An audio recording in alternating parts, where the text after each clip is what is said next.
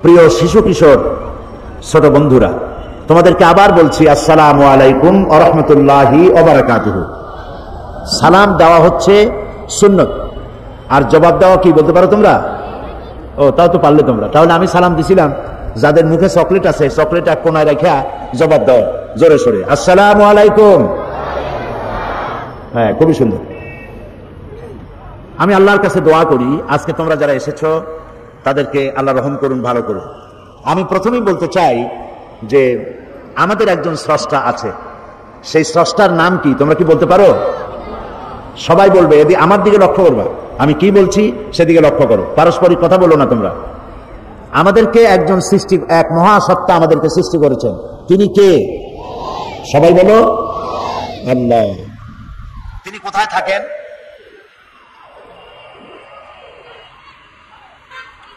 এক ছেলে বলছে এখানে দাঁড়িয়ে যে চারদিকে থাকে, আর একজনে বলছে সবখানে।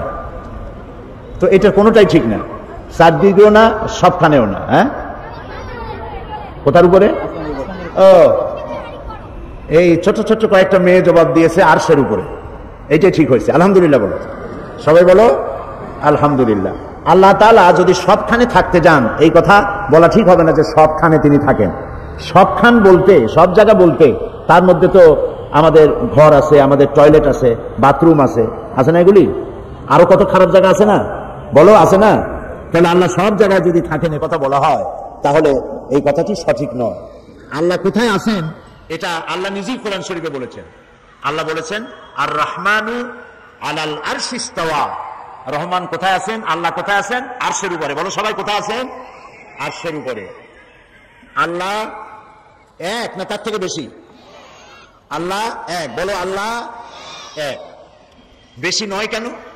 বেশি হলে ক্ষতি কি? একটা স্কুলে কয়জন হেডমাস্টার হয়? একজন। একটা কলেজের কয়জন প্রিন্সিপাল? একটা বিশ্ববিদ্যালয়ের কয়জন ভাইস চ্যান্সেলর? একটা দেশের কয়জন প্রেসিডেন্ট? কয়জন প্রধানমন্ত্রী? যদি বেশি থাকে তাহলে ক্ষতি কি? হ্যাঁ, দেখছেন দাঁড়ায় দেখাচ্ছে সংঘর্ষ মারামারি হবেই। একজন প্রধানমন্ত্রী কবে যে আজকে আমি এই জিনিসটা পাস করলাম, আর একজন প্রধানমন্ত্রী বললো এটা আমি উড়াই দিলাম। একজন প্রেসিডেন্ট বললো যে আমি এটা বলতে চাই, আর একজন বলবে আমি এটা বলতে চাই না। তাহলে বোঝা গেল যে একাধিক প্রধান হওয়া কোন দেশের জন্য, কোন সমাজের জন্য, কোন শিক্ষা প্রতিষ্ঠানের জন্য হলে পরে তাহলে এই দেশ, এই প্রতিষ্ঠান টিকবে না। কথা ঠিক কিনা বলো? এই জন্য আকাশ আর জমিন হলো বিশাল সাম্রাজ্য। এই বিশাল সাম্রাজ্য লক্ষ্য করো ছেলেমেয়েরা, এই আকাশ অনেক বড় আকাশ। এই আকাশের কয়টা খুঁটি আছে বলো তো? 4টা খুঁটি। আকাশের খুঁটি কয়টা? আকাশের খুঁটি 7টা। এদিকে মেয়েরাই ভালো জবাব দিচ্ছে, কিন্তু তোমরা ঠকে যাচ্ছ, মেয়েরা কিন্তু ফার্স্ট হয়ে যাচ্ছে। মেয়েরা বলতেছে একটাও খুঁটি নাই, আর তোমরা বলছো 7টা। কাদেরটা ঠিক? মেয়েদেরটা ঠিক। এই যে শামিয়ানা দেখতে পাচ্ছ, এই যে বিশাল একটা শামিয়ানা, এটার কি বলা হয়? শামিয়ানা। এই শামিয়ানার কতগুলি খুঁটি? গুনতে অনেক সময় লাগবে, ঠিক না? এই শামিয়ানাটা বড়, চাঁদোয়ানাটা বড় না আকাশটা বড়? বলো তো জোরে। আকাশটা বড়। তো ওই আকাশের খুঁটি একটাও আছে? এই বিনা খুঁটিতে আকাশটারে কে বানাইলো? জোরে বলো। আল্লাহ বানিয়েছে। সমুদ্রে যে জোয়ার ভাটা হয় তার হুকুমে হয়। আল্লাহ যদি একের চাইতে বেশি হইতো তাহলে ক্ষতি কি হতো? একজনে বলতো যে এখন জোয়ার হবে, আর একজনে বলবে ভাটা। একজনে বলবে এখন দিন, আর একজন বলবে রাত। এই জন্য আল্লাহ হচ্ছেন এক। জোরে বলো আল্লাহ হচ্ছেন। বলো লা ইলাহা ইল্লাল্লাহু মুহাম্মাদুর রাসূলুল্লাহ। আল্লাহ এক, তিনি ছাড়া কোনো উপাস্য নাই, কোনো মাবুদ নাই। মুহাম্মদ সাল্লাল্লাহু আলাইহি ওয়াসাল্লাম আল্লাহর প্রেরিত রাসূল। তো এই আকাশ সৃষ্টি করেছেন আল্লাহ, জমিন সৃষ্টি করেছেন আল্লাহ। আল্লাহরে কি দেখা যায়? যারা জবাব দিলেন না, দিল না, তারা বুঝি দেখতে পায়। কি বলো, আল্লাহরে দেখা যায়? দেখা যায় না। কেউ কেউ বলে যা দেখা যায় না তা বিশ্বাস করি না। কেউ কেউ বলে যা দেখা যায় না তা বিশ্বাস করি না। একথা যদি সত্য হয় তাহলে বাতাস আছে কিনা তোমরা কি বিশ্বাস করো? কেন বাতাসে দেখা যায় না? বিশ্বাস করো কেন? হ্যাঁ, তারপরে তারপরে ফুল দেখা যায়, ফুলের গন্ধ কি দেখা যায়? যায় না। আল্লাহকে দেখা যায় না, কিন্তু তার কার্যক্রমের মধ্য দিয়ে আল্লাহকে বোঝা যায়। বলো আলহামদুলিল্লাহ। গাভী, তোমরা কি দুধ খাইছো? দুধ কিসের দুধ খাইছো? গরুর দুধ। মায়ের দুধ খাইছো তো মনে নাই? মনে আছে? আচ্ছা, গরুর যে দুধ দেয়, গরুতে কি খায়? ঘাস খায়। ঘাসের রং কি? সবুজ। দুধের রং কি? ঘাস খাইলো সবুজ, দুধ হইলো সাদা। কে বানালো? সুবহানাল্লাহ বলবে না? এখন দেখো, দুধ যেখান থেকে বের হয় তার পাশের থেকেও আবার পেশাব বের হয়, আবার তার পাশের থেকে পায়খানা বের হয়, ঠিক না? একই জায়গা, পাশাপাশি জায়গা, এক জায়গা দিকে পায়খানা, এক জায়গা দিকে পেশাব, আর তার পাশ দিয়ে দুধ। এই দুধের সাথে পায়খানা পেশাব কিন্তু মিলে যায় নাই, পার্থক্য করে ভিন্ন ভিন্ন জায়গা থেকে পেশাব পায়খানা বের করে আর এক দিক দিয়ে সাদা এবং পান করতে অত্যন্ত সুস্বাদু এই দুধ যিনি দিলেন তার নাম কি? সবাই বলো, বলো সুবহানাল্লাহ। মধু খাইছো তোমরা? মধু বানায় কিসে? আরশোলায়, তেলাপোকায়। মধু বানায় কে? মৌমাছি। মৌমাছিরা চতুর্দিক থেকে ফুলের মধুগুলো নিয়ে আসে, এনে এক জায়গায় করে চাকের মধ্যে মধু বানায় দিল। এটাকে মানুষের শরীরের জন্য উপকার করে দিলেন আল্লাহ তাআলা। আল্লাহরে দেখা যায় না, তার এই সমস্ত কৃতিকলাপের মধ্য দিয়ে, তার ক্রিয়াকাণ্ডের মধ্য দিয়েই আল্লাহরে চেনা যায়। তাই তিনি হচ্ছেন এক, এবং তার হুকুম মানা আমাদের জন্য সুন্নত না নফল? আল্লাহর হুকুম মানা সুন্নত না নফল? ফরজ। মাশাআল্লাহ, তোমরা বুঝতে পেরেছো? তার হুকুম মানা ফরজ। আমি যে প্রশ্নগুলি করি, এই প্রশ্নের জবাব দেবে শুধু শিশুরা, বড়রা না। কারা জবাব দেবে? আজকের অধিকার সব শিশুদের। আজকের অধিকার কার এখানে? শিশুদের। তো সুতরাং তিনি হচ্ছেন আল্লাহ, এ হচ্ছে আল্লাহর পরিচয়। তিনি আমাদেরকে সৃষ্টি করেছেন। লক্ষ্য করো শিশুরা, আমাদেরকে কে বানিয়েছেন? কোথায় বানাইছিলেন? হ্যাঁ, এবার প্রশ্ন। আমি তোমাদেরকে নাম্বার দেব। আমাদেরকে আল্লাহ সৃষ্টি করেছেন এবং বানিয়েছেন। কোথায় বানাইছে আমাদেরকে? হ্যাঁ, তুমি দাঁড়াও। তোর নাম কি? মোহাম্মদ আব্দুর রহমান। এই নাম হাদিসে বলা হয়েছে, দুটি নাম শ্রেষ্ঠ নাম, আব্দুল্লাহ আর আব্দুর রহমান। শ্রেষ্ঠ নামের একজন আব্দুর রহমান। এই প্রশ্নের সঠিক জবাব দিয়েছে যে আল্লাহ তাআলা আমাদের বানাইছেন মায়ের পেটে। আলহামদুলিল্লাহ বলো। আমাদেরকে কোথায় বানানো হয়েছে? মায়ের পেটে। বসো। সেই মায়ের পেটে যখন আমরা আসছিলাম, মায়ের পেটের মধ্যে ছিলাম, কেমনে ছিলাম তা তো এখন মনে নাই। ওইখানে অন্ধকার জায়গা, মায়ের পেটের মধ্যে আলো না অন্ধকার? অন্ধকার। অন্ধকার জায়গার মধ্যে আমার চোখ দুটো ঠিক মতো হয়েছে না মাথার উপরে গেছে? ঠিক মতো হয়েছে। আমাদের কানগুলো কি বগলের নিচে গেছে না জায়গা মতো হয়েছে? দেখো তো, আল্লাহ তাআলা ইচ্ছে করলে এই চোখ দুটা যদি কপালের উপরে দিতেন, কুমিরের চোখ থাকে কোথায়? এই দিক দিয়ে একেবারে উপরে। মানুষের চোখ যদি কপালের উপরে হইতো তাহলে তো বল খেলা যাইতো না। বল আইসা যখনই হেড করতে যাইতো তখনই আগে চোখ দুটো চলে যেত, ঠিক না? জায়গা মতো সুন্দর জায়গায় চোখ দুটি যিনি সেট করেছেন তার নাম কি? আল্লাহ। এই কান এইখানে না হইয়া কান দুটো যদি হইতো বগলের নিচে, তাহলে আমি বক্তৃতা করতাম, বক্তৃতা শোনার জন্য সকলের জামা কাপড় চাদর খুলে হ্যান্ডস আপ করে বসা লাগবে, ঠিক না? তাহলে কান দুটো জায়গা মতো করে দিচ্ছেন কে? আল্লাহ তাআলা। তারপর দেখো, পায়ের উপরের চামড়া আর পায়ের তলার চামড়া একরকম? একটু হাত দাও পায়ের উপরে, নিজের হাত দিয়ে দেখো। পায়ের উপরের চামড়া আর নিচের চামড়া একরকম? পায়ের উপরের চামড়াটা কি? নরম, আর তলার চামড়াটা শক্ত। উপরের চামড়াটা যদি আল্লাহ পায়ের তলায় দিতেন তাহলে এইখান থেকে লালদিঘি ময়দান পর্যন্ত হাঁটে যাওয়া সম্ভব ছিল? পায়ে তালি দেওয়া লাগতো। তালি দেওয়া বোঝে তো? পায়ের তলায় সমানে চামড়া দিয়ে তালি দিতে দিতে পাও পুরো হয়ে যেত, ঠিক না? তাহলে উপরের চামড়াটা পাতলা, নিচের চামড়াটা পুরো করে হাঁটার জন্য সহজ করে দিলেন যিনি, তিনি কে? সুবহানাল্লাহ। তারপরে আল্লাহ তাআলা আমাদের মুখের মধ্যে একটা কি দিছে? কত? জিহ্বা। কি দিছেন? এই যে চকলেট খাইছো, মজা লাগছে নাকে? মজা লাগছে কোথায়? নাকে, কানে, মুখে মজা লাগছে কোন জায়গাটায়? জিহ্বায়। চকলেটের মজা একরকম, মিমির মজা আর এক রকম, আমসত্তার মজা আর এক রকম, জলপাইয়ের মজা আর এক রকম, ইলিশ মাছ পুঁটি মাছের মজা আর এক রকম, খাসির গোস্ত মুরগির গোস্ত এক একটা এক এক রকম না সব এক রকম? এই যে একটা জিহ্বায় হাজারো স্বাদ গ্রহণ করার যে ব্যবস্থা করলেন তিনি কে? এ হলো আল্লাহর পরিচয়। এক নাস্তিক ইমাম আবু হানিফার নাম শুনছো না তোমরা? শুনছো? আমাদের ইমাম কে? ইমাম আবু হানিফা রহমতুল্লাহ আলাইহি। তার সাথে একবার এক নাস্তিকের ঝগড়া হয়েছিল। নাস্তিক কয় আল্লাহ নাই, আর তিনি বলছেন আল্লাহ আছে। তো এই নিয়ে একটা বহস হবে, একটা সময় এবং জায়গা নির্ধারণ করা হলো। নাস্তিক আসছে, শুনতেছো গল্প না শুনতেছো না? তো নাস্তিক সময় মতো এসে গেছে। ঝগড়াটা হবে কার সাথে? ইমাম। তিনি আসেন নাই। প্রায় 2 ঘন্টা পরে তিনি এসে হাজির হয়েছে। নাস্তিক বলছে আপনার সাথে ঝগড়াই করবো না, আপনি সময়ের যার কাছে দাম নাই তার সাথে আমি কি বহস করব? তখন তিনি বললেন দেখো আমি আসতে পারলাম না কেন সেটা শোনো। তো কাজে বলেন কেন আসতে পারেন না? তিনি বললেন যে দেখো, ইমাম আবু হানিফা বলছেন যে দেখো আমি বাড়ি থেকে তোমার এই জায়গায় আসতে গিয়ে পথে একটা নদী আছে, নদীর পাড়ে আসে দেখি যে আমি যে পার হবো তা কোনো নৌকো টৌকা কিচ্ছু নাই। তা আমি কি করি? সেখানে দাঁড়াইছি অসহায় মতো, যাবো কেমন? হঠাৎ দেখি কি যে আমার সামনে একটা বিসি থাকে, একটা গাছ হয়ে গেল। গাছটা আস্তে আস্তে বড় হয়ে গেল, দেখি না দেখ গাছটা এরকম মোটা হয়ে গেল। ওই থেকে একটা করাতে সে নিচে কষাকষি করলো, গাছটা পড়ে গেল, ফটাফট তক্তা বেরিয়ে গেল, চটাচট লোহা লাগলো, আর একটা নৌকা হয়ে পড়ে গেল নদীর মধ্যে। আমি তাই পাড়ি দিয়ে তাড়াতাড়ি আসলাম। ওই যা দেরি হয়েছে নৌকাটা হইতে, গাছটা বড় হইতে, তাই দেরি হয়ে গেল। নাস্তিক কয় যে আপনি মাথা খারাপ, আপনার সাথে আমি কোনো বহসই করতে চাই না। তো আমার মাথা খারাপ কেন? বলছে বিনা মিস্ত্রি একটা গাছ কি ফট করে বড় হতে পারে? আর যাও বড় হইলো, বিনা মিস্ত্রিতে কি গাছ কাটা যায়? বিনা মিস্ত্রি কি তক্তা হয়? বিনা মিস্ত্রিতে কি এই তক্তায় লোহা লাগিয়া তা কি নৌকা হইতে পারে? এটা মাথা খারাপ।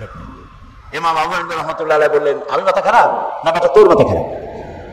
বিনা মিস্ত্রিতে যদি সাধারণ ছোট্ট একটা নৌকা না হইতে পারে, একটা গাছ ফাটিয়েছি আর তক্তা না হইতে পারে, এই বিশাল আকাশটা বিনা মিস্ত্রিতে তৈরি হয়েছে, এই দুনিয়া বিনা মিস্ত্রিতে তৈরি হয়েছে, তুমি আর আমি বিনা মিস্ত্রিতে তৈরি হয়েছি, এটা কি বিশ্বাস করা যায়? মাথা খারাপ তো তোমার। নাস্তিক বলল আমার অনেক বই কিতাব আনছিলাম, আমার তর্ক আর করবই না, আমি মুসলমান হয়ে গেলাম। লা ইলাহা ইল্লাল্লাহু মুহাম্মাদুর রাসূলুল্লাহ। সুবহানাল্লাহ বলবা না? তাহলে আল্লাহ তাআলা এই আকাশ এবং জমিনকে সৃষ্টি করেছেন, তোমাকে আমাকে সৃষ্টি করেছেন। এখন এই যে তোমাদেরকে আর আমাদেরকে সৃষ্টি করলেন, এই সৃষ্টির পর আমাদের কিছু কাজ আছে। কি কাজ শুনতেছো তোমরা? আমাদের কাজ কি? আমাদের কাজ হলো আমরা লেখাপড়া করব, বড় হব, চাকরি করব, বিয়ে শাদী করব, বাচ্চা কাচ্চা হবে, নাতিপুতি হবে, তারপর মরে যাব। এগুলি কাজ নাকি? আল্লাহর ইবাদত করব, আল্লাহর কথা অনুযায়ী জীবন চালাবো। চাকরি বাকরি তো করবোই, লেখাপড়া তো করবোই, কিন্তু সবটা করবো আল্লাহর কথা মতো। কার কথা মতো? এবং তার রাসূলের কথা মতো। একটা আদর্শ না হলে আমরা চলতে পারবো না। আমরা কিভাবে চললে আল্লাহ খুশি হবে, সেই জন্য আল্লাহ তাআলা নবী বানাইছেন। নবী বানাইছেন কেন? আমাদের আদর্শ হওয়ার জন্য। বলো তো কি জন্য? তিনি বলেছেন লাকাদ কানা লাকুম ফি রাসূলিল্লাহি উসওয়াতুন হাসানাহ। আল্লাহ তাআলা বলেছেন আমি তোমাদের জন্য উত্তম আদর্শ রেখেছি তোমাদের রাসূলের মধ্যে। আমাদের রাসূলের নাম কি? হযরত মুহাম্মদ সাল্লাল্লাহু আলাইহি ওয়াসাল্লাম। তিনি আমাদের আদর্শ। তার শৈশবে তিনি কোনো মিথ্যা কথা বলেন নাই। শৈশবে, যৌবনে, জীবনেও মুহাম্মদ সাল্লাল্লাহু আলাইহি ওয়াসাল্লাম একটি মিথ্যা কথা বলেন নাই। এটা কি সহজ না কঠিন? না না, সহজ না, কঠিন, খুবই কঠিন। মিথ্যা কথা জীবনেও তিনি কাউকে বলেন নাই। তাহলে তিনি আমাদের আদর্শ, আমরা মিথ্যা কথা বলবো না। বলো আমরা মিথ্যা কথা বলবো না। তিনি দুষ্টুমি করেন নাই, তিনি কাউকে মারধর করেন নাই, তিনি কাউকে গালাগালি করেননি, তিনি কাউকে প্রতারণা করেননি, তিনি মানুষকে ভালোবেসেছেন। তাই আমাদেরও দরকার আমরা যেন মানুষকে ভালোবাসি এবং গরিব দুঃখীদের প্রতি আমরা যেন যত্নবান হই। নবী করিম সাল্লাল্লাহু আলাইহি ওয়াসাল্লাম একবার তিনি যে গরিবদেরকে, ছোট মানুষকে ভালোবাসতেন, একবার ঈদের দিন তিনি যাচ্ছেন ঈদের নামাজ পড়তে। ঈদের নামাজ কোথায় পড়ে? মসজিদে না মাঠে? মাঠে। মাঠে তিনি পড়তে যাচ্ছেন, দেখেন একটা বাচ্চা ছেলে কাঁদতেছে, তোমাদের মতো একটা শিশু কাঁদতেছে। তিনি তার পাশে গিয়ে দাঁড়ালেন, জিজ্ঞেস করলেন তুমি কাঁদছো কেন? কি জন্য কাঁদো? আজকে তুমি ঈদের দিন, আজকে তো কাঁদতে নাই, আজকে খুশির দিন। বাচ্চা বলছে আমি তোমার কাছে বলবো না, আমি সেই সকালবেলা থেকে বসে আছি বিশ্বনবী মুহাম্মদ সাল্লাল্লাহু আলাইহি ওয়াসাল্লামের অপেক্ষায়, তারে যদি পাই আমার মনের দুঃখ তারে বলবো। ছেলে মুহাম্মদ সাল্লাল্লাহু আলাইহি ওয়াসাল্লামকে চিনতে পারেনি। মুহাম্মদ সাল্লাল্লাহু আলাইহি ওয়াসাল্লাম বলছেন তুমি যার জন্য অপেক্ষা করতেছো আমি তো সেই। তিনি বসলেন, মাটিতে বসে পড়লেন, বাচ্চাটারে কোলে নিলেন, বললেন বলো তো তোমার কি দুঃখ? বাচ্চাটি বলছে ইয়া রাসূলুল্লাহ, আমি এর থেকে যখন ছোট ছিলাম সেই সময় আমার বাবা মারা গেল। আমার মা তখন কিছুদিন পরে আর একটা পুরুষকে বিবাহ করলো। সেই পুরুষটা আমারে দেখতে পারে না, আমারে মারে, আমার খাওয়া চোখে দেখতে পারে না, আমার একটু ভালো সে পছন্দ করে না। আমার মা আমারে কোলে নেবে, চুমা খাবে, তা তার সহ্য হয় না। সব সময় আমার মায়েরে মারে আর আমারে ধমক দেয়। আমার মা রাত্রে আমাকে বলল যে তোমার সুখ শান্তি তো হলো না দুনিয়ায়, বাপ চলে গেছে, বাপ মরে গেছে, তুমি তো এতিম হয়ে গেছো। তো এতিমের দুঃখ এতিম ছাড়া কেউ বুঝবে না, সেজন্য তুমি যাও মুহাম্মদ সাল্লাল্লাহু আলাইহি ওয়াসাল্লামের কাছে তোমার দুঃখ বলো, ইয়া রাসূলুল্লাহ আমি অসহায়, আমার কেউ নাই, আমি সেই জন্য আমার মনের দুঃখ আপনারে বললাম। নবী করিম সাল্লাল্লাহু আলাইহি ওয়াসাল্লাম শিশুটিকে বুকের সাথে জড়ায় ধরলেন এবং ঈদের দিকে না আগায়া বাড়ি ফিরে গেলেন। হযরত আয়েশাকে ডেকে বললেন, আয়েশা রাদিয়াল্লাহু তাআলা আনহাকে বললেন, আয়েশা আজকে ঈদের দিন, তোমাকে আল্লাহ তাআলা একটি উপহার দিয়েছেন, এই উপহারটি তুমি নাও। রাসূল ওই শিশুর দিকে তাকায় বললেন, হে এতিম শিশু, মুহাম্মদ সাল্লাল্লাহু আলাইহি ওয়াসাল্লাম যদি তোমার পিতা হন আর হযরত আয়েশা যদি তোমার মা হন, তাহলে তুমি সুখী হবে। ছেলেটি টুকরে কেঁদে উঠলো আর বলল, হে রাসূল, মুহাম্মদ সাল্লাল্লাহু আলাইহি ওয়াসাল্লাম যদি আমার পিতা হন আর হযরত আয়েশা যদি আমার মা হন, তাহলে আমার মতো সৌভাগ্য পৃথিবী আর কার আছে? নবী করিম সাল্লাল্লাহু আলাইহি ওয়াসাল্লাম শিশুদেরকে, বাচ্চাদেরকে এভাবে ভালোবাসতেন, এতিমদেরকে যত্ন করতেন, স্নেহ করতেন। এই জন্য আল্লাহ সব সৃষ্টি করেছেন আর মুহাম্মদ সাল্লাল্লাহু আলাইহি ওয়াসাল্লামকে আমাদের জন্য আদর্শ বানিয়েছেন, আমরা যেন তার অনুসরণ করি। তাহলে রাসূলের অনুসরণ করতে গেলে আজকের থেকে শিশুরা শপথ নাও, আমরা মিথ্যা কথা আর বলবো না। বলো, আমরা মিথ্যা কথা, বলো সবাই, মিথ্যা কথা আর বলবো না, দুষ্টামি করবো না, মানুষকে কষ্ট দেব না, কারো বড়ই গাছের বড়ই চুরি করে খাবো না। না খাইবা? বড়ই, আম, অন্যের গাছের এগুলো ঢিলা মেরে মেরে এগুলো খাইবা নাকি? না। দুষ্টমি কমাই দিয়া মানুষের প্রতি ভালোবাসা। তোমার ক্লাসে যারা পড়াশোনা করে তাদের যদি বই খাতা না থাকে আর তোমার মা বাবার যদি পয়সা থাকে, তাদেরকে সাহায্য করবে। তার যদি অসুখ হয় তাহলে সেখানে চিকিৎসা করার জন্য মা বাপকে বলে সাহায্য করবে। এটাই হলো আমাদের কাজ। তাহলে আমি বললাম আল্লাহর পরিচয় বললাম, রসুলের পরিচয় বললাম, এরপরে বলতে চাই ইসলামের পরিচয়। ইসলাম কি? আমাদের ধর্মের নাম কি? বলো সবাই, ইসলাম। ইসলামের পরিচয় কি? ইসলামের 5টা খুঁটি আছে। যেমন এই শামিয়ানার কতগুলি খুঁটি আছে, খুঁটি যদি একটাও না থাকে তাহলে কি হবে? কত? হ্যাঁ, পড়ে যাবে, তাই না? সবগুলি পড়ে যাবে। তাহলে খুঁটি দরকার আছে নাকি? একটা তাবু টানাতে কয়টা খুঁটি লাগে? তাবু না, 5টা খুঁটি লাগে। একটা তাবু টানাইতে 5টা খুঁটি লাগে। এখন 5টা খুঁটির একটা যদি কম হয় তাহলে তাবুটা কি সঠিকভাবে টানানো যাবে? হয় কোনা পড়ে যাবে, না হয় মাঝখানটা পড়ে যাবে, ঠিক না? তো ইসলামের জন্য আল্লাহ তাআলা 5টা খুঁটি বানাইছেন। ইসলামের খুঁটি কয়টা? 5টা। কি কি বলতো?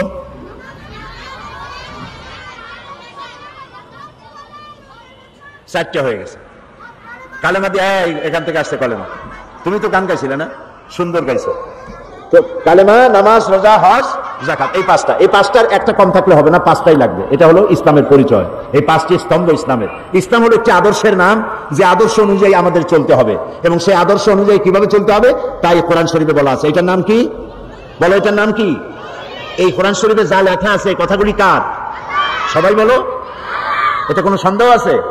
বলো সুবহানাল্লাহ। এতে কোনো সন্দেহ নাই যে সবগুলি কথা আল্লাহ। এই কোরআনের মধ্যে আল্লাহ তাআলা সব বলেছেন। আমরা কি খাবো, কি খাবো না, আমরা কি সব খাইতে পারি? বলো, সব খাইতে পারি? আমরা গরু খাইতে পারি কিন্তু আর একটা পশু খাইতে পারি না। ওইটার নাম কি? তাও তো তোমরা জানো। গরু, ছাগল, মুরগি খাওয়া যাবে, শুয়োর খাওয়া যাবে না। কে হারাম করেছে? কোন জায়গায় বলেছে? কোরআন শরীফে বলেছে। আল্লাহ তাআলা পানি, দুধ, মিষ্টি, মধু সব লিকুইড খাওয়া জায়েজ করেছেন এগুলি, কিন্তু মদ এবং শরাব এগুলি খাওয়া নিষেধ করেছেন। কোথায় আছে? কোরআন শরীফ আছে। কাজে আমাদের মুখ আছে বলে জন্মের সাবান চালাইতে পারবো না, যা খুশি তাই খাইতে পারবো না, যা খুশি তাই বলতে পারবো না, যা খুশি তাই করতে পারবো না। তাহলে আমাদের কাজ, কথা, খাওয়া দাওয়া, চলা ফেরা, ওঠা বসা সব কন্ট্রোল করে কে? কোরআন। এই কোরআন এবং হাদিস। কোরআন আর হাদিস। কোরআন হলো আল্লাহর, হাদিস কার? মাশাআল্লাহ। হাদিস হলো রাসূলের। তো কোরআন এবং হাদিস মেনে আমাদের চলতে হবে। তাহলে কি হবে? আমাদের জন্য একটা পরকাল আছে। একটা কি কাল আছে বলো? কাল কয়টা? জগৎ কয়টা? 2টা। একটা হলো ইহ জগৎ আর একটা পরজগৎ। আমাদের সকলকে পরজগতে উঠতে হবে। সেটার নাম কিয়ামত, সেটার নাম আখিরাত। ওই আখিরাতে আমাদের এই জীবনের সবকিছুর জবাব দিতে হবে আল্লাহর দরবারে। এই কথা মনে থাকবে তোমাদের? এই জন্য আখিরাত সম্পর্কে জ্ঞান অর্জন করতে হবে। আর নামাজ রোজা করতে হবে আল্লাহর হুকুম মেনে। এই বয়সেই, যদিও তোমাদের উপরে নামাজ ফরজ হয় নাই, কিন্তু নামাজ পড়ায় তোমরা অভ্যস্ত হবে। তোমার মা বাপ যখন উজু করে নামাজ পড়ে, তুমিও উজু করে নামাজ কেমনে পড়ে তা শিখবে এবং রোজা রাখার মতো বয়স একটু হলেই রোজা রাখা আরম্ভ করবে। মা বাবা, শিক্ষক সহ বড়দের কথা শুনবে, বড়দের সাথে বেয়াদবি করবে না। দুষ্ট ছেলেকে মানুষ কি ভালোবাসে? জবাব দাও, ভালোবাসে? বাসে না। দুষ্ট ছেলে, দুষ্ট মেয়ে, লোকেরা বলেই বসে, এই ছেলে তুমি তো দারুণ দুষ্ট, এই মেয়েটা তো দারুণ দুষ্ট, এই কথা বললে কি ভালো লাগে? খারাপ লাগে না ভালো লাগে? সেই জন্য যাতে তোমাকে তোমার মা বাপ এবং তোমার আত্মীয় স্বজন যাতে বলে ছেলেটা খুব ভালো, মেয়েটা খুব ভালো, সেইভাবে তোমরা দুষ্টমি পরিহার করে নিজেদেরকে তৈরি করবে। এখানে নবী করিম সাল্লাল্লাহু আলাইহি ওয়াসাল্লাম বলেছেন, আল মারউ মা'a মান আহাব্বা, প্রত্যেকই যে যাকে ভালোবাসে তার সাথে তার হাসর হবে। তুমি যদি দুষ্ট ছেলের সাথে ভালোবাসা করো, বন্ধুত্ব করো, ওর সাথে তোমার হাসর হবে। কোন অমুসলিমদের সাথে যদি তুমি তোমার চালচলন যদি তাদের মতো হয়, তো ওদের সাথে তোমার হাসর হবে। এই জন্য বন্ধু নির্বাচনে ভুল করবা না, ভালো ভালো বন্ধু বানাবে। মেয়েরা বন্ধু বানাবে, মেয়েরা শোনো, তোমরা বন্ধু বানাবে ওই সব মেয়েদেরকে যারা স্কার্ফ পরে তোমার মতো, তোমাদের মতো ভালো জামা কাপড় পরে, হাত পাও ঢেকে ঢুকে চলে, ওদের সাথে বন্ধুত্ব করবে। যে সব মেয়েরা মাথার চুল ফালায় দিয়া তারপরে এই ছেলেদের সাথে মিশে বেড়ায়, যাদেরকে অন্যান্য লোকেরা খারাপ বলে, এইসব মেয়েদের সাথে বন্ধুত্ব করবে না, তাদেরকে ভালো পথে ডাকতে চেষ্টা করবে। আর ছেলেরাও যেগুলি মাস্তান, দুষ্টামি করে, বদমাশি করে, ওদের সাথে মিশবে না। নবী করিম সাল্লাল্লাহু আলাইহি ওয়াসাল্লাম বলেছেন, আল মুসলিমু মান সালামা আল মুসলিমুন মিন লিসানিহি ওয়া ইয়াদি, বুখারী মুসলিমের হাদিস। রাসূলুল্লাহ বলেছেন, মুসলমান হলো সেই ব্যক্তি, আমরা কি বলতো মুসলমান, বলো আমরা কি? ভালো মুসলমান সেই যে যার হাতগুলি ভালো কাজ করে, যার হাতে হাত দিয়ে অন্য মুসলমান নিরাপদ থাকে, যার মুখ দিয়া অন্য মানুষ নিরাপদ থাকে, সেই হলো ভালো মুসলমান। এই জন্য ভালো আচরণ করতে হবে সব সময়। রাসূলুল্লাহ আরো বলেছেন, ইত্তাকিল্লাহ হাইসুমা কুনত, তুমি যেখানে যখন থাকো আল্লাহরে ভয় করো। মিথ্যা কথা বলবো না আল্লাহরে ভয় করে, দুষ্টমি করবো না আল্লাহরে ভয় করে, আল্লাহর ভয় মনের মধ্যে রাখতে হবে সব জায়গায়। আর বলতে, আর রাসূলুল্লাহ বলেছেন, আফশুস সালাম তাদখুলুল জান্নাতা বিসসালাম, রাসূলুল্লাহ বলেছেন মানুষকে সালাম দাও, মুসলমানদেরকে একজন আরেকজনের সাথে সালাম দাও। তোমরা কি সালাম বলো? বলো। মেয়েরা মেয়েদেরকে সালাম দিবে, ছেলেরা ছেলেদেরকে সালাম দিবে, পরস্পর পরস্পরকে সালাম দিবে। সালাম বলবে কি বলে? আসসালাম বলো, আসসালামু আলাইকুম ওয়া রাহমাতুল্লাহ। প্রত্যেক শব্দে 10 করে নাকি, প্রত্যেক শব্দে কয়টা নাকি? 10টা করে নাকি। কে দেবেন? আল্লাহ তাআলা দিবেন। দেখো ইসলামের কায়দাটা দেখো, ইসলাম কিন্তু সব থেকে ভালো। সব থেকে ভালো কোনটা? ইসলাম। অন্য ধর্মে কি বলে? অন্য ধর্মে একজনের সাথে আরেকজনের সাথে যদি দেখা হয় তাহলে বলে কি? গুড মর্নিং, গুড নাইট, তারপরে বলে শুভ সন্ধ্যা, শুভ সকাল। এটার সাথে কিন্তু বাস্তবতার মিল নাই। মনে করো রাতের বেলায় খুব তুফান শুরু হয়েছে। তুফান বুঝো তো কি? ঝড়। তুফান মানে ঝড়। তুফান শুরু হলো, গাছপালা ভাঙতেছে, বাড়িঘর ভাঙতেছে। এই সময় যদি কেউ এসে তোমার সামনে বলে গুড নাইট, ঠাপড়াইতে ইচ্ছা করবে না যে আজকে রেখে তো ব্যাড নাইট? বাড়িঘর ভাঙতেছে, গরু মরতেছে, মানুষ মরতেছে, আর তোমরা তো গুড নাইট। আবার মনে করো সকালবেলায় কারো বাবা মারা গেছে, শুনতেছো কথা? সকালবেলায় কারো বাবা মারা গেছে অথবা মা মারা গেছে, লোকটা কাঁদতেছে। ওই সময় এসে যদি কেউ বলে গুড মর্নিং, থাপড়ে নাক উড়ে দিতে ইচ্ছা করবে না? বেটা আমার জীবনে এই ধরনের ব্যাড মর্নিং জীবনেই আসে নাই, আমার কাছে বাপ মরিয়া তুমি কেউ গুড মর্নিং। তাহলে পৃথিবীর অন্যান্য মানুষেরা যেভাবে বলে এগুলোর মধ্যে কোনো সায়েন্টিফিক, যুক্তিসঙ্গত, বিজ্ঞানসম্মত কিছুই নাই। ইসলাম ঝড়ের মধ্যে হোক, তুফানে হোক, মা মূল্য হোক, বাবা মূল্য হোক, রাইতে হোক, দিনে হোক, যখন দেখা হবে বলবে আসসালামু আলাইকুম ওয়া রাহমাতুল্লাহ, তোমার উপর আল্লাহর রহমত নাজিল হোক, শান্তি হোক। এটা খারাপ না ভালো? আজকের থেকে যখনই ঘরে যাবা, মায়ের সাথে দেখা হবে, বলবে আসসালামু আলাইকুম। মনে থাকবে? কথা না বলি তো বুঝি না, মনে থাকবে? বাবার সাথে দেখা হলে কি বলবা? শিক্ষকের সাথে দেখা হবে, কি বলবা? মাশাআল্লাহ। তারপরে হ্যান্ডশেক করবা, মুসাফা। এটা কি? মুসাফা। এই মুসাফা করার সময় অনেকে হাত ধরিয়া এরকম ঝাঁকাঝাঁকি করতে থাকে। তাদের ধারণা যত ঝাঁকি তত নেকি। এটা কিন্তু ঠিক না, ঝাঁকাঝাঁকি করা যাবে না। হাত দিয়ে ধরবা শুধু, আর বলবা ইয়াগফিরুল্লাহু লি ওয়া লাকুম, আল্লাহ আমারও মাফ করুক, তোমারও। সুবহানাল্লাহ। এটি হলো ইসলামের আদর্শ, ইসলামের চরিত্র। সেই জন্য একজন আরেকজনকে দেখা হবে, তোমরা সালাম দিবে। আর রাসূলুল্লাহ বলেছেন লা তাকুলু বিশিমাল ফাইন্না শাইতানা ইয়াকুলু বিশিমাল, রাসূলুল্লাহ বলেছেন বাম হাতে খাইও না, কারণ বাম হাতে খায় কে? এই 2-3 জনে কইলো শয়তান। জোরে কও না সবাইকে, শয়তানে খায় বাম হাতে। কাজেই তোমরা কার অনুসরণ করবে, শয়তানের না আল্লাহ রাসূলের? আল্লাহ রাসূল বলছেন কি বাম হাতে খাওয়া যাবে না। যারে বাম খাইতে দেখো, অনেকে আছে বাম হাতে চা নিয়ে চা খায় বাম হাত দিয়ে, আছেন এরকম? এরকম বাম হাতে চা খাওয়া যাবে না, কোনো জিনিসই বাম হাতে খাওয়া যাবে না। তুমি যা কিছু ধরবা, কারো কাছ থেকে নিতে যাইবা আর খেতে যাইবে, সব ব্যাপারে ডান হাত আগে যাবে। কোন হাত আগে যাবে? মনে থাকবে? এই কাজগুলি যদি করো তাহলে তোমরা সঠিক মুসলমান হতে পারবে, মা বাপের অনুগত হতে পারবে, এখানেও শান্তি পাবে, পরজগতেও শান্তি পাবে। আমি তোমাদেরকে আমার অন্তরের অন্তঃস্থল থেকে মোবারকবাদ জানাই। এখন বলবো, তোমরা যে বলছিলে যে আমাদের ব্যাপারে কোনো বই আছে কিনা, তোমাদের ব্যাপারে ছোট ছোট অনেক সুন্দর সুন্দর বই আছে, আমাদের দেশে পড়ানো হয়। অতে অজগর, আতে পথে কি, পথে কুকুরিতে কুক, আর খতে খগেন, এরকমের বিভিন্ন কথা পড়ানো হয়। কিন্তু যদি বলা হয় মুসলমানকে যে অতে অজু করো, আতে কি আল্লাহর নাম করো, তো এইভাবে করে প্রত্যেকটা অক্ষর পড়ে পড়ে যদি ইসলামের সাথে সম্পৃক্ত হয়, বাচ্চা অবস্থা থেকে বাচ্চারা এটা শিখবে, ঠিক না? সেই জন্য বাংলাদেশের একজন নাম করা কবি আসাদ বিন হাফিজ, একজন নাম করা ছড়াকার, তার লেখা অনেকগুলি বই আছে। এই বইগুলি প্রীতি প্রকাশন, এই বইগুলি ঢাকা থেকে এসেছে। যেমন সব তোমাদের জন্য মজার মজার ছড়া লেখা। একটি বই আছে আলোর পথে এসো, নতুন পৃথিবীর স্বপ্ন, আল্লাহ মহান, তার বলা কাহিনী, হরফ নিয়ে ছড়া। এই যেমন আছে অতে উজু করে পড়তে যাও, অভাবীকে অন্ন দাও, আতে আলেম ছড়ান দিনের আলো, আল্লাহ তাদের বাসেন ভালো। কি বলেন, খুব সুন্দর না? যাওয়ার সময় তোমরা এই ছোট ছোট বইগুলি ওখান থেকে কিনে নিয়ে যেও, তাহলে ইসলাম সম্পর্কে তোমরা জানতে পারবে। কবি আসাদ বিন হাফিজের লেখা এরকম অনেক ছড়ার বই আছে, মজার মজার ছড়া। বাচ্চারা ছড়া খুব পছন্দ করে, তাই না? তা তোমরা ওখান থেকে যাওয়ার সময়, তোমরা যখন যাবে, বইয়ের দোকানগুলি সব খোলা আছে, ওখান থেকে ছোট্ট ছোট্ট মজার মজার ছড়ার বইগুলি কিনে নিয়ে যাবে। ওখান থেকে বইগুলি কিনে এগুলি পড়বে, মুখস্থ করবে। আর ক্যাসেটে অনেকে গান শোনে, গান শোনার অভ্যাস অনেকের আছে। ওই সব গান শোনা উচিত যেসব গান আত্মার খোরাক যোগায়। এজন্য সাইমন শিল্পী গোষ্ঠীর শিশুদের জন্য ছোট্ট ছোট্ট গান আছে, সেই গানগুলি তোমরা নিবে, নিজেদের জীবনকে সুন্দর করতে পারবে। তোমরা অনেক প্রশ্ন লিখে পাঠিয়েছ জবাব পাওয়ার জন্য। যতটা সম্ভব আমি তোমাদেরকে তোমাদের লিখিত প্রশ্নের জবাব দেব ইনশাআল্লাহ। এক ছোট্ট মেয়ে প্রশ্ন করেছে, নাম সাবরিনা সুলতানা। তার প্রশ্ন হলো, ইসরায়েলি শিশু মারলে জাতিসংঘ ও বিশ্ব নেতৃবৃন্দ যেভাবে নিন্দা প্রতিবাদ জানায়, ফিলিস্তিনি শিশু মারলে সেইরূপ প্রতিবাদ জানায় না কেন? অথচ আমরা বইতে পড়েছি জাতিসংঘ নিরপেক্ষ।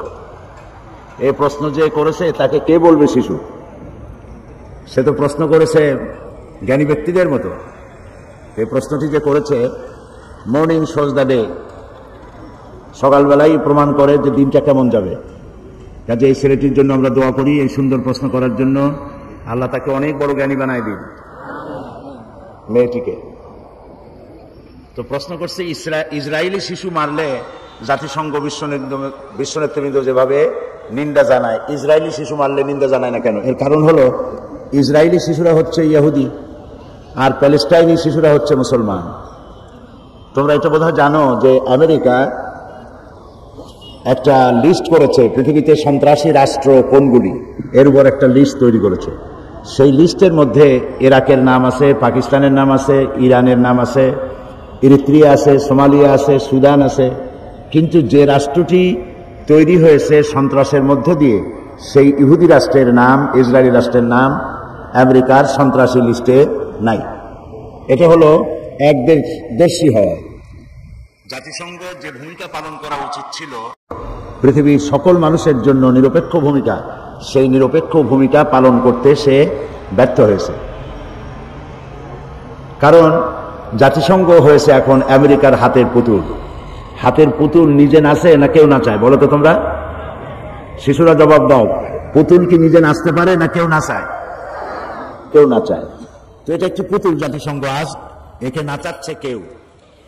কাজেই তোমরা বুঝতেই পারছো যে আমেরিকার হাতের পুতুল হলো জাতিসংঘ। এই জাতিসংঘ আজকে তার নিরপেক্ষতা হারিয়ে ফেলেছে। সেই জন্য একজন মুসলমান মারা গেলে তাদের কিছু আসে যায় না, কিন্তু মুসলমান ছাড়া অন্য জাতি মরলে তাহলে তাদের খুব লাগে। মোহাম্মদ রফিকুল ইসলাম, তার প্রশ্ন, কাজী সাহেব আপনি কি ছোটবেলায় আমাদের মতো দুষ্টামি করতেন? মাদ্রাসা পলায়ন করতেন? স্কুল পলায়ন করতেন? আমি চাই আপনার মতো সাইদি মুফাসসির হতে। কিভাবে হব একটু দয়া করে বলবেন কি? ছোটদের প্রশ্ন যেমন হওয়া উচিত। দুষ্টুমি করা ছোটবেলায়, এটা কেউ বেশি করে কেউ কম করে।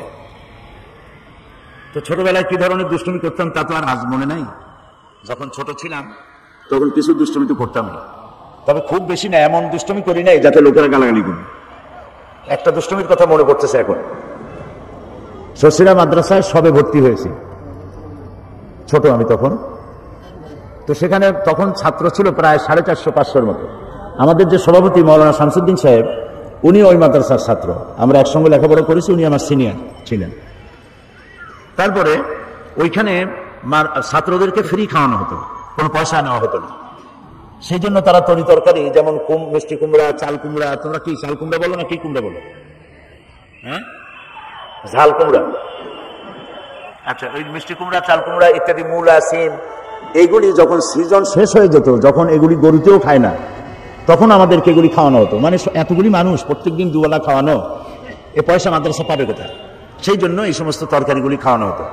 তা আমরা যে বোর্ডিংয়ে খাইতাম, সেই বোর্ডিংটা ছিল একটা খালের উপরে মাচা পেতে তৈরি করা ছিল একটা অংশ। মৌলানা শামসুদ্দিন সাহেবের নিশ্চয়ই ভারী মনে পড়তেছে। তো ওইখানে তরকারিগুলি সব স্তূপ করে থাকতো, বড় বড় কুমড়া, চাল কুমড়া ইত্যাদি, আর নিচে হলো খাল। তো এই কুমড়া খাইয়া বিরক্ত হয়ে যেতাম। আমরা কয়েকজনে বুদ্ধি করলাম কুমড়া কমাইতে হবে।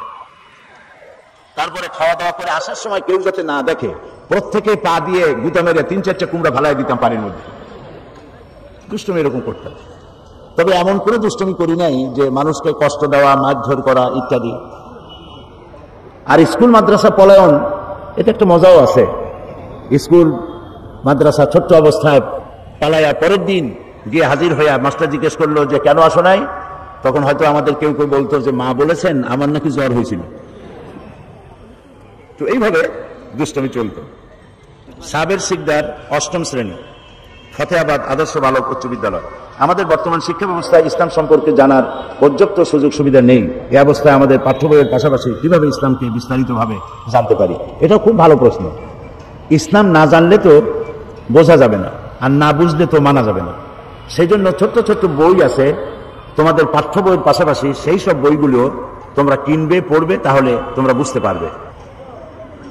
জান্নাতুল ফেরদাউস প্রশ্ন করেছে, মা বাবার কথা না শুনলে আল্লাহ কি করবেন? মা বাবার কথা ছোট্ট অবস্থায় থেকে মানার অভ্যাস করা দরকার। তবে ছোট্ট অবস্থার অপরাধগুলি আল্লাহ ধরবেন না।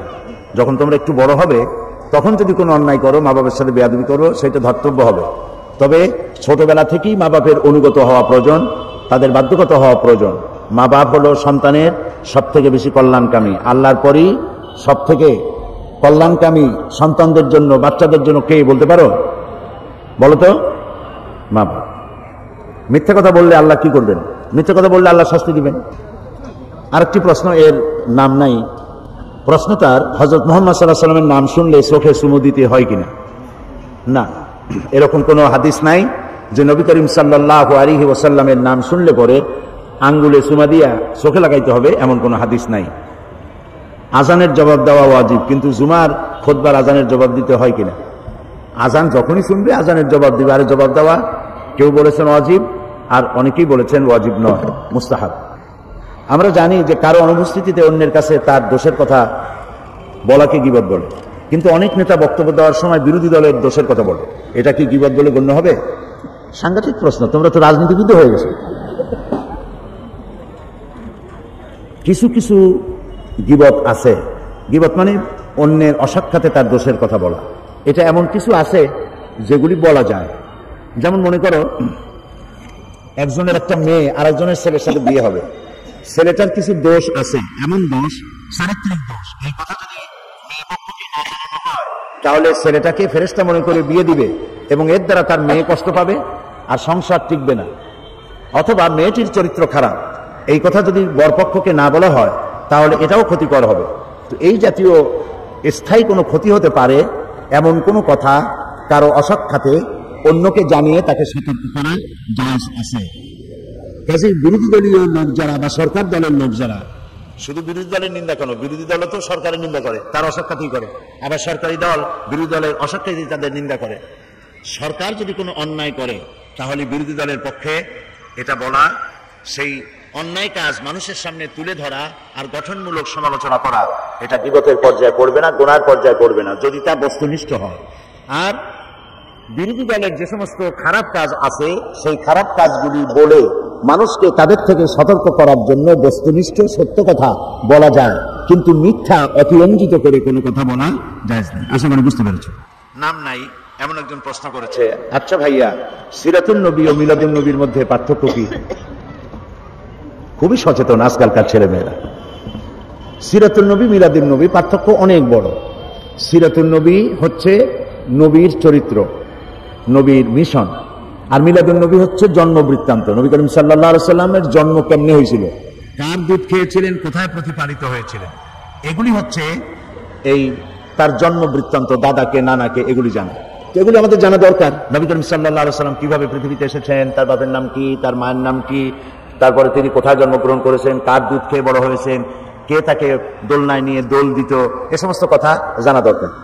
কিন্তু এর থেকে 100% বেশি জানা দরকার নবী করিম সাল্লাল্লাহু আলাইহি সাল্লামের মিশন কি ছিল, তিনি কেন পৃথিবীতে এসেছিলেন, তার দায়িত্ব কি ছিল, তিনি কি করেছেন, তিনি কেমনে কথা বলতেন, তিনি কেমনে রাষ্ট্র চালাতেন, তার যৌবনকাল, তার বার্ধক্য, তার রাষ্ট্র শাসন, তার সেনাপতির দায়িত্ব পালনকালীন সময় কি অবস্থা ছিল ইত্যাদি জানা মিলাদুন নবীর চাইতেও অনেক গুরুত্ব। মিলাদুন নবী আমরা জানবো, সিরাতুন নবীও আমাদের জানতে হবে। সেই জন্য দুটোর মধ্যে অনেক পার্থক্য আছে। আমাদের জানতে হবে, বেশি জানতে হবে সিরাতুন নবী। বেশি জানতে হবে কোনটা? সিরাতুন নবী। পড়া মনে রাখার জন্য কোন দোয়া আমল করব? পড়া মনে রাখার জন্য তোমরা পড়বে রব্বি জিদনি ইলমা। বলো তো সবাই, রব্বি জিদনি ইলমা। সব শিশু কিশোরেরা, ছেলে মেয়েরা সবাই পড়ো, রব্বি জিদনি ইলমা, রব্বি জিদনি ইলমা। মনে থাকবে? মনে যদি না থাকে তোমার আম্মার কাছে, আব্বার কাছে, তাদের কাছে জিজ্ঞেস করে নিও। শিশু অবস্থায় এ হলো নাবিদ সুবহানি। তার প্রশ্ন হলো, শিশু অবস্থায় মৃত্যু হলে সে কি জান্নাতে যাবে? সে তো কোনো পাপই করে নাই, সুতরাং আল্লাহ তাআলা তার ব্যাপারে জান্নাতের ফয়সালাই করবেন ইনশাআল্লাহ। ছোটরা নামাজ পড়তে, এই প্রশ্ন সুলতান আহমদ প্রশ্ন। আমরা ছোটরা মসজিদে নামাজ পড়তে থাকলে বড়রা আমাদেরকে ঠেলিয়া পিছনে নিয়ে যায়, এর কারণ কি? এটা সত্যি একটা দুঃখজনক ব্যাপার। আমি বিভিন্ন জায়গায় ওয়াজের মধ্যেও বলেছি, এটা আমি মাহফিলেও বলেছি, এটি একটা খুব খারাপ জিনিস। বাচ্চারা মাদ্রাসা কি বলে, মসজিদে গেলে পরে মুরব্বীরাই সরে যাও সরে যাও, চোখ মোটা করে ধমক দিয়ে ঠেলে ঠেলে পিছনে নিয়ে যায়। এটি খুবই খারাপ।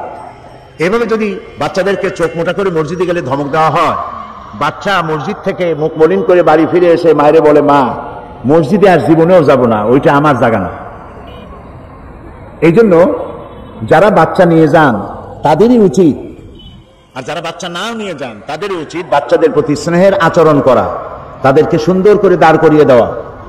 আর বাচ্চাকে যিনি নিয়ে গেলেন তিনি পকেটে করে চকলেট আর মিমি নিয়ে যাবেন, নামাজ শেষ হলে বাচ্চার হাতে চকলেট দিবেন। বাচ্চা ভাববে মসজিদে আসলে চকলেট পাওয়া যায়, মসজিদের দিকে আকর্ষণ বাড়বে, ঠিক না? এই জন্য বাচ্চাদেরকে চোখ মোটা করা, ধাক্কা দেওয়া, পিছনে ঠেলে দেওয়া, এটা কোনো ভদ্র জনোচিত কাজ নয়। রাসূলুল্লাহ এই ধরনের করেন নাই। তবে ইসলাম খুব ডিসিপ্লিন, খুবই শৃঙ্খলাপূর্ণ। ইসলামের মতো শৃঙ্খলা পৃথিবীতে কোনো জাতের নাই। তোমরা বলবে না সুবহানাল্লাহ? সাংঘাতিক শৃঙ্খলা। নামাজের মধ্যে কাতার না দিলেই তো হতো কেবলামুখী হয়ে দাঁড়াও, বললে হতো কেবলামুখী হয়ে দাঁড়াও। কাতার মাতার দরকার নাই, জায়গা লাগে বেশি, ঘন ঘন হয়ে দাঁড়ায় একজনের পিঠের উপর আর একজন সেজদা দেয়। ইসলাম কি এরকম বলে? কি বলে? ইসলাম বলে কাতারটা সোজা কর, একদম একটা তীর মারা হবে কাতারের সামনে দিয়া, মুসল্লিদের নাকের ডগার উপর দিয়ে চলে যাবে। নাক যার বেশি লম্বা সে ছাড়া কারো নাকে ঢুকবে না। লাইন এত সোজা হতে হবে। যে লাইন যে সোজা হলো, এই সোজা লাইনটা ইসলাম চায়, এটা ডিসিপ্লিন, এটা সৌন্দর্য। এখন বাচ্চারা গেলে পরে, একেবারে ছোট বাচ্চা, সে যদি লাইনে দাঁড়ালো, এই লাইনটা দেখতে কি সুন্দর হবে না একটু অসুন্দর হবে? বলো, একটু অসুন্দর হয়ে যায়, উঁচা নিচু এরকম হয়ে যায়। এই জন্য নিয়ম হলো বাচ্চারা যদি যায়, বাচ্চাকে যে নিয়ে যাচ্ছে তার উচিত বাচ্চাকে নিয়ে লাইনের এক পাশে গিয়ে দাঁড়ানো, মাঝখানে নয়। আর পিছনে ছেলে দেওয়া, একেবারে পিছনে নিয়ে যাওয়া, এটা ঠিক নয়। যে নিয়ে যাবেন অথবা যে ছেলে আসছে একা, তাকে ওই কাতারের লোকেরা কাতারের এক কোনায় নিয়ে নিজেদের কাতারেই রাখবেন, মাঝখানে রাখলে একটু ডিস্টার্ব হতে পারে। আর বাচ্চারা এক জায়গায় 3-4 জন দাঁড়াবে না, এটাও খেয়াল রাখতে হবে। কারণ বাচ্চারা যখন নামাজের মধ্যে যায়, নামাজে দাঁড়ায়, তখন সারা দিনের সব হাসি নামাজের মধ্যে এসে হাজির হয়ে যায়। সেজদার মধ্যে, রুকুর মধ্যে গুতগুতি করে আর খালি হাসতে থাকে। এই জন্য বাচ্চাদেরকে আলাদা আলাদা করে কোনায় কোনায় দাঁড় করায় নামাজের প্রতি অভ্যস্ত করা উচিত। শাহেদ আহমদ, তৃতীয় জামাত, এসাহাতুল কোরআন, নুরানি মাদ্রাসা, ফাতেহাবাদ। তার প্রশ্ন হচ্ছে, কারো কবরে ফুল দেওয়া জায়েজ? আর ফুল দিলে জিয়ারতের সমান সওয়াব পাওয়া যাবে কি? ফুল দিলে জিয়ারতের সওয়াব পাওয়া যাবে না। জিয়ারত হলো পরিদর্শন করা। এখানে উপস্থিত হলে কোনো মাজারে কোনো নিয়ত করে যাওয়া যাবে না, এটা মনে রাখবা। প্রথমে মাজারে জিয়ারতের উদ্দেশ্য নিয়ে যাওয়া যাবে না। কিন্তু কোনো মাজারের কাছে যেয়ে বসছো, তো তুমি সেখানে দাঁড়ায় সূরা ফাতিহা, সূরা ইখলাস পড়ে মাজারে যিনি আছেন তার জন্য দোয়া করবা। ওই মাজারে তোমার ভাগ্যের কোনো ভালো হবে এই নিয়ত করে কোনো দোয়া করা যাবে না। তারপরে ফুল দেওয়ার চাইতে, ফুল দিলে তো ফুল শুকায় যায়, ফুল দেওয়ার চাইতে একটি জীবন্ত গাছের ডাল যদি কবরে পুঁতে দেওয়া যায়, সেটাই বরং সওয়াব হবে বেশি। ওই গাছের পাতাগুলি যতক্ষণ বেঁচে থাকবে, যত জিকির করবে গাছের পাতা, কবরে যে শুয়ে আছে এই সওয়াব সে পাবে। উম্মে কুলসুম, থানা লোহাগড়া, ৫ম শ্রেণী। তার প্রশ্ন, আপনি বলবেন কি এতিমদের সাথে কাজের মেয়ের সাথে কিভাবে আচার ব্যবহার করা উচিত? খুবই সুন্দর প্রশ্ন। কাজের মেয়েদের সাথে, কাজের ছেলেদের সাথে আমাদের বাড়ির সমূহে গৃহকর্তা, গৃহকর্ত্রী এবং ছেলেমেয়েরা ভালো ব্যবহার প্রায় করে না, খারাপ ব্যবহার করে। ভালো ব্যবহার করা উচিত।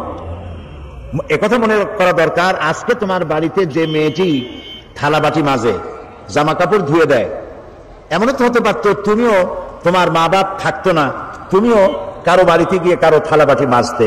এটা কি অসম্ভব না আল্লাহর কাছে সম্ভব? বলো তোমরা। সম্ভব। সেই জন্য মনে করতে হবে যে এটা আমার ছোট ভাই বা ছোট বোন, এই মনে করে তাদেরকে যত্ন করতে হবে। তোমরা যেমন টিভির মধ্যে কার্টুন দেখো, ওরা তখন কাজ করে, কার্টুন ছবি দেখতেছো, অথবা টিভির মধ্যে ন্যাশনাল জিওগ্রাফি, বন্য প্রাণীর ছবি টবি দেখতেছো, তখন তোমার কাজের মেয়েটি সেও দেখতে চায়, তাকে ধমক না দিয়ে তাকেও কিছু সময় দেখানো উচিত এসব ভালো ভালো দৃশ্য। তোমরা যখন যা ভালো খাও তাদেরকে, তার থেকে ওরা খুব কষ্ট করে, তাদেরকেও খাইতে দেওয়া উচিত। তাদেরকে, তোমরা যেমন ভালো জামা কাপড় পরো, তোমাদের পক্ষে যতদূর সম্ভব তাদেরকেও তেমন ছোট ছোট কাপড় চোপড় ভালো দেখে দেওয়া উচিত।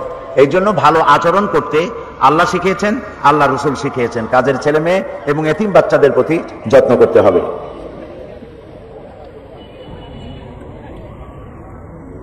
Abdullah Al Arman, Shah Abdul Jabbar international academy. এই ছাত্রটি, এই শিশুটি প্রশ্ন করেছে, শুনেছি জীব জন্তুর ছবি আঁকলে গুনাহ হয়, কিন্তু আমাদের যে স্কুলে ড্রয়িং পরীক্ষাতে ছবি আঁকতে হয়, এর পরিণতি একটু বলবেন কি? প্রাণীর ছবি আঁকা থেকে বিরত থাকাই উচিত। কারণ যারা প্রাণীর ছবি আঁকে তাদেরকে কিয়ামতের দিন আল্লাহ তাআলা বলবেন যে তুমি যে ছবি আঁকছিলে প্রাণীর, এর মধ্যে তুমি জীবন দাও। সে তখন জীবন দিতে পারবে না, তখন তাকে আর যেটা আঁকছিল, যেটা মূর্তি বানাইছিল, এই সব ছুদ্দা জাহান্নামে যেতে হবে। তো তুমি যে ছবি আঁকতেছো, ছবির মধ্যে কি প্রাণ দিতে পারবে? মনে হয় পারবে। জবাব দিলে না যে। মনে করো একটা বিড়ালের ছবি এঁকেছো, একটা ছাগলের ছবি এঁকেছো, এর মধ্যে কি তুমি প্রাণ দিতে পারবে? কখনোই পারবে না। সেই জন্য এইসব ছবি না এঁকে বরং ছবি আঁকা উচিত চাঁদের, সূর্যের, ফুলের, গাছের, নদীর, সবুজ ক্ষেতের, এই সমস্ত প্রাকৃতিক দৃশ্যগুলির ছবি আঁকাই সুন্দর। তবে তোমরা এগুলি যদি চেষ্টা করো তাহলে এতে তোমরা কামিয়াব হতে পারবে। আমিনুল্লাহ, মায়ের নাম ফাতেমা বেগম, শাহনাজ আক্তার লিপি। শাহনাজ আক্তার লিপির প্রশ্ন, সে চট্টগ্রাম মেডিকেল কলেজ হাসপাতালের কেন্দ্রীয় মসজিদ কলোনিতে থাকে, তাও লিখেছে আমানুল্লাহ। সে প্রশ্ন করেছে, সাদ্দামকে ফাঁসি দেওয়া হচ্ছে কিন্তু কেউ রুখে দাঁড়াচ্ছে না, এর কারণ কি? সাদ্দামের ব্যাপারে অনেক প্রশ্ন এসেছে। সাদ্দামের ব্যাপারটা আমি প্রথম দিন এখানে আলোচনা করেছি। আমি এখানে বলেছি যে এখন তো মুসলিম রাষ্ট্রপ্রধানদের কথা বলা উচিত। তাদের বলা উচিত ছিল যে, কেন বলতেছেন ওইটা আমি জানি না, বা জানলেও বলার দরকার নেই। এখানে মুসলিম রাষ্ট্রপ্রধানরা বলতে পারতেন যে, তুমি বুশেরা বলতে পারতেন যে তুমি এইখানে মারণাস্ত্র তালাশ করতে আসছিলা, তা তো তুমি পাও নাই। বুশ যা তালাশ করতে আসছিল তা কি পেয়েছে? বড় ছেলে মেয়েরা তাকে পেয়েছে? মারণাস্ত্রগুলি পায় নাই। এমনকি শেষ পর্যন্ত এই সাদ্দামরে ধরিয়া সাদ্দামের মাথার চুলগুলি তালাশ করে দেখছে যে চুলের মধ্যেও আছে নাকি মারণাস্ত্র। মুখের মধ্যে টস মারছে যে এর মধ্যে আছে নাকি। তো এটা যখন পাওয়া গেল না, কাজে এখন তুমি আমাদের মাফ করো, আল্লাহ রাস্তায় বিদায় হও। তো আল্লাহ তাআলা একজন আছেন, দুনিয়ার কেউ যদি রুখে না দাঁড়ায় তো আল্লাহ তাআলা মজলুমের পক্ষে থাকেন। এখন ইরাকিরা হলো মজলুম, অত্যাচারিত, আর আল্লাহ থাকেন অত্যাচারিতের বিপক্ষে, মজলুমদের পক্ষে থাকেন। কাজে এই কাজটি যারা করছে, ইতিহাস অপেক্ষা করতে থাকুক, ইতিহাস কিভাবে চিত্রিত হয়। যারা এই কাজ করতেছে তারাও এর জবাব পাবে।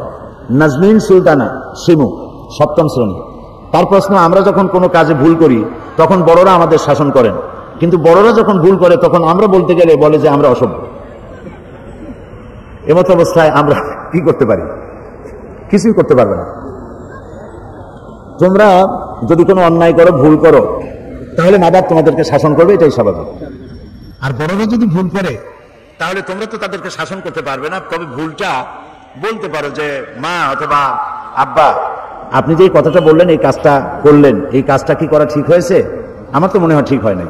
এইভাবে বলা যায়, আদবের সাথে বলতে হবে। তুমি ভুল করেছো এইভাবে না বলে একটু আদবের সাথে তাদেরকে বলতে হবে যে এই কাজটা তো আমার কাছে মনে হয়েছে যেটা ঠিক হয়নি, এরকম করে আদবের সাথে বলা ঠিক হবে। রকিব হাসান প্রশ্ন করেছে, নোয়াখালী থেকে এসছে, সাইদি সাহেব আপনি কি কোনোদিন ক্রিকেট খেলেননি? ক্রিকেট খেলা তো দূরের কথা, আমি তো ক্রিকেট খেলা বুঝিও না, খালি ওই 4 বুঝি আর 6 বুঝি যেটা দেখায়, এছাড়া আমি কিছু বুঝি না। এবং যত খেলা আছে, কেন যেন ক্রিকেট খেলা আমার কাছে পছন্দ হয় না। ফুটবল খেলা একরকম ভালো না, 2-4টে লাথি খাইলেই সে খেলা চলে যায়, বেশি সময় বসে থাকা লাগে না। আর ক্রিকেট খেলার জন্য সারাদিন বসে থাকা লাগে, এক মহা সমস্যা। হিটলারের নাম শুনছো তোমরা? ওর একটা গল্প আমার মনে পড়লো। হিটলার একবার জার্মান থেকে কলন অথবা বন, ফ্রাঙ্কফুর্ট কোথাও যাচ্ছিলেন। যাওয়ার সময় তিনি দেখতে পেলেন যে মাঠে কারা খেলতেছে আর চতুর্দিকে অনেক লোক দাঁড়ানো। তিনি দেখে চলে গেলেন। সন্ধ্যাবেলায় তিনি যখন ওই পথে ফিরেছেন তখন দেখেন সেই মাঠ ভরালো। প্রশ্ন করলেন, এরা কি তারা যাদেরকে সকালবেলা দেখে গেছিলাম? বলে হ্যাঁ। এটা কি খেলা? তো বললো যে ক্রিকেট খেলা। হিটলার অর্ডার করলো তার পরের দিন যে আমার দেশে ক্রিকেট খেলা চলবে না, কারণ এই খেলা দেখতে গিয়ে মানুষের লেখাপড়া নষ্ট হয়, চাকরি বাকরির ক্ষতি হয়, ব্যবসা বাণিজ্যের ক্ষতি হয়। ঘন্টার পর ঘন্টা, দিনের পর দিন, মাসের পর মাস এই বল যে কি অপরাধ করছিল, লাঠির বাড়ির চোটে সারাদিন ঘুরতে থাকে। কাজে এই খেলা আমার দেশে চলবে না। জার্মানিরা বোধহয় এখনো এটা খেলে না, আমি জানি না এখনো খেলে কিনা। কাজে একটা বিরক্তিকর খেলা, হতে পারে ভালো খেলা, যাদের কাছে খেলা পছন্দ হয়, ব্যক্তিগত ব্যাপার। এর দ্বারা আমি কোনো ফতোয়া দিচ্ছি না যে এই খেলা তোমরাও খেলো না বা দেখো না। তবে আমি মনে করি, আমার কাছে মনে হয় যে ওয়েস্টেজ অফ টাইম, সময়ের যথেষ্ট ক্ষতি হয়, সময়ের যথেষ্ট অপচয় হয়। জবামণি আবরার নাবিল, এই 4 জনের প্রশ্ন, কোনো কারণে যদি মিথ্যা কথা বলতেই হয় তাহলে কি আমাদের গুনাহ হবে? মিথ্যা বলবা কেন? কোনো কারণ নাই, মিথ্যা বলবাই না।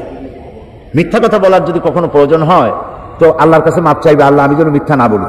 মিথ্যা কথা বললে যদি মা বাপের 2-4টা থাপ্পড় খাওয়া লাগে তাও ভালো, তবু মিথ্যা কথা বলা উচিত না। এই মিথ্যা থেকে তোমরা বিরত থাকবে। প্রশ্ন, আমার নাম হাফিজা খাতুন। হাফিজা খাতুন শিখা। এখন শিখা বললে অনেকেই আমাকে অমুসলিম মনে করে, তাহলে শিখা নামের সাথে কি ইসলাম বহির্ভূত কোনো অর্থ আছে? আর যদি থাকে তাহলে আমি নামটা কি বাদ দিয়ে দেব? খুবই ভালো হয়, যে নাম বললে পরে মুসলমান হিসাবে চেনা যায় না এইরকম নাম বাদ দেওয়া উচিত। আসলে এই দোষটা তো তোমার না, ভুল করেছে মা বাপ, যারা নামটা রেখেছে, মা বাপ দাদা দাদি যারা নামটা রেখেছে তারা ভুল করেছে। মানুষেরা ভুল করে অনেক নাম রাখে, যেমন নাম রাখে ডব্লিউ, মন্টু, বল্টু, সেন্টু। এইসব হাবিজাবি নাম যেসব ছেলেদের মেয়েদের থাকে তারা জীবনেও কোনো ভালো ইতিহাস সৃষ্টি করতে পারে না। পৃথিবীতে বল্টু মন্টু নামের কোনো প্রেসিডেন্ট আছে নাকি? এই বল্টু, সেন্টু, তারপরে আর কি ডব্লিউ, এইসব নামের কোনো ব্যক্তি বড় কোনো আলেম বা পীরও হতে পারে না। তোমরা কি শুনছো যে অমুক দেশে একজন বড় আলেম আছে যার নাম হযরত মন্টু রহমতুল্লাহ আলাইহ? আছে নাকি? কাজে এই জাতীয় বাজে নাম, যারা যেসব মা বাবেরা সন্তানদের নাম এভাবে হাবিজাবি রাখে, জীবনেও ভালো হবে না। নাম যেমন মন্টুরা, সেন্টুরা, ডব্লুরা তৈরি হয় মাস্তান এবং হাইজাক্কার হওয়ার জন্য, অবশ্যই খারাপ হবে, ভালো হইতে পারবে না। এই জন্য ভালো নাম রাখা উচিত, মা বাপেরই উচিত এটা। আর যে নামে ডাকলে পরে মুসলমান বলে চেনা যায় না, এরকম নাম তো রাখাই উচিত না। তোমার নাম কত সুন্দর হাফিজা, এর সাথে শিখা রাখার দরকার নাই। তোমার মা বাপকে বলো এই নামটিকে, শিখা শব্দটি বাদ দিয়ে দিতে, তোমাকে অন্য কোনো নামে ডাকো। হাফিজা বলেই ডাকুক, আর নাম 2-3টা হওয়া ভালো না, নাম একটা হয়ে গেল। এটিএম শফিকুল মাওলা শোভন, ওই একই রকমের বাংলা নাম এসে গেছে। বাংলা নাম ইংরেজি নাম রাখা ঠিক না, নাম সব আরবি হওয়া উচিত, অর্থবহ আরবি। আরবি হইলেই হবে না, অর্থবহ আরবি হইতে হবে। আমি অনেক বছর আগে এখানে এক বক্তৃতায় বলেছিলাম, বাংলাদেশের এক জায়গায় গেলাম, সকালবেলা আমাকে নাস্তা দিবে, তো বাড়িওয়ালা ডাকতেছে তুকার জীবান, তাড়াতাড়ি করে চা নিয়ে আসো হুজুরের জন্য। তা আমি বললাম তুকার জীবান কি? তুকার জীবান আমার মেয়ের নাম। তো মেয়ের নাম তুকার জীবান রাখছেন কেন? যে আল্লাহ তো এটা খুব পছন্দ করে, সূরা আর রহমানে অন্তত 33 বার আল্লাহ নাম নিয়েছেন, আমি খুশি হইয়া ওই নাম রাখছি। দেখো কি উল্টাপাল্টা নাম রাখি। কেউ তার সন্তানের নাম রাখে জামাল মিয়া, অথবা সন্তানের নাম রাখে তরিক মিয়া। তো কুয়েতে এরকম এক পাসপোর্টধারী উপস্থিত হয়েছে, বাংলাদেশ থেকে গেছে, তার বাপের নাম জামাল মিয়া আর তার নাম হলো তরিক মিয়া। এখন পুলিশেরা খুব হাসাহাসি করতেছে, লোকেরা জিজ্ঞেস করছে যে আপনারা হাসতেছেন কেন? যে নাম পড়ে হাসতেছি। কারণ কি? কারণ হলো বাপের নাম হলো জামাল মিয়া, জামাল মিয়া অর্থ হলো 100 উট, আর তরিক মিয়া এ শব্দের অর্থ হলো 100 রাস্তা। ওর বাপের নাম 100 উট আর ওর নাম 100 রাস্তা। সেই জন্য নাম রাখতে গিয়ে মা বাপকে শুধু আরবি রাখলেই হবে না, কোনো ভালো আলেমের কাছে জিজ্ঞাসা করে নিতে হবে যে নামটার অর্থ কি, অর্থ সহকারে অর্থবহ নাম রাখা উচিত। আবরার, নাবিল, শাইখ, তাদের প্রশ্ন, ফজরের নামাজ যদি কোনো কারণে কাজা হয়ে যায় তাহলে ইহা পড়ার সঠিক সময় কখন? ফজরের নামাজ কাজা যখন হইল তোমার, তুমি যখনই ঘুমের থেকে উঠছো আর টের পাইছো যে বেলা উঠে গেছে, তখনই তোমরা ফজরের নামাজটা আদায় করে নিবে। আজকে পর্যন্তই থাক, আবার তোমাদের সামনে কথা বলা যাবে। এখন তোমাদেরকে নিয়ে